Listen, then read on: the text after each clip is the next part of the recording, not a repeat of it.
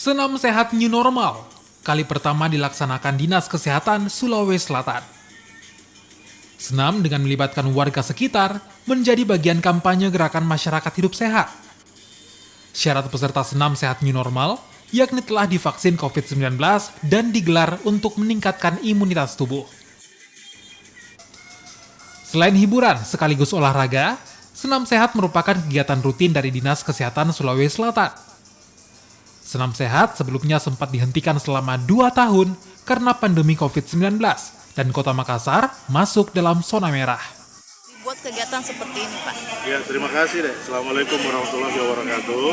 Jadi kegiatan seperti ini kita lakukan karena kondisi level PPKM kita di Sulawesi Selatan sudah mulai agak turun.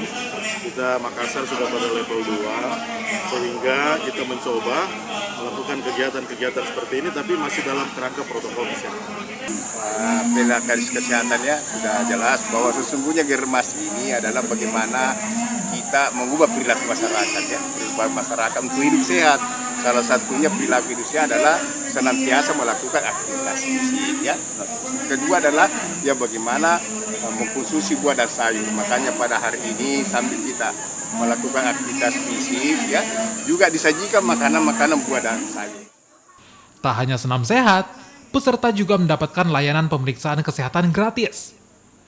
Sementara kegiatan CRS, Dinas Kesehatan bekerja sama dengan PMI yang juga menyediakan gerai donor darah. Nila Rustam, Kompas TV, Makassar, Sulawesi Selatan.